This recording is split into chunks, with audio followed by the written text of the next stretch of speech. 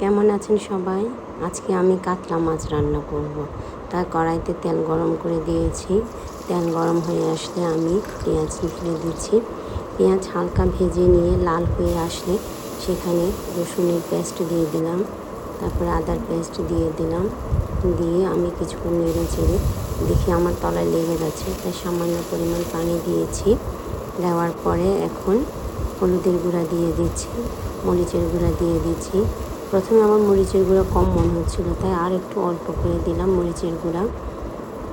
সাথে আমি একটু কাশ্মীরি লাল মরিচের গুঁড়াও দিয়েছি, যাতে কালারটা সুন্দর হয়ে আসে।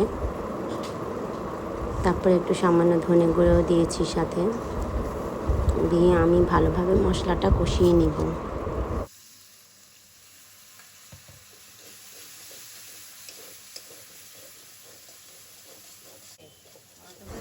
আমার মশলাটা তলায় লেগে যাচ্ছে, তাই আমি অল্প অল্প পানি দিয়ে মশলাটাকে ভালোভাবে কষিয়ে নিয়েছি।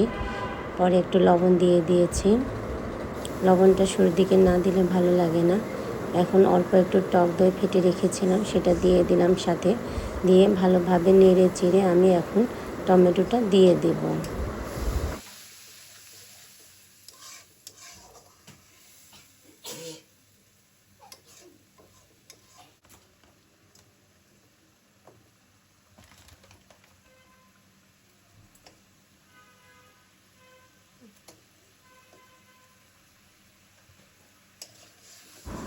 হয়ে গেছে টমেটো দেওয়া।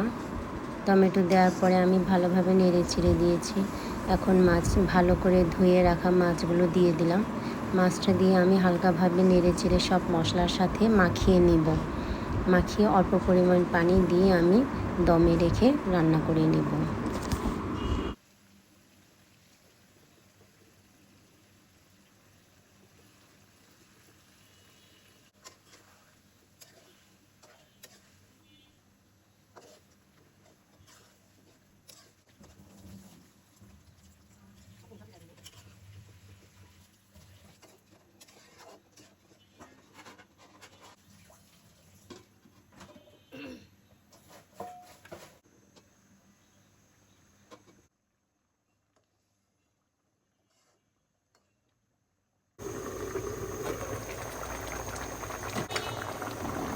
হয়ে গেছে এখন মাছ রান্না। এখন লবণ চেখে নামিয়ে নেব।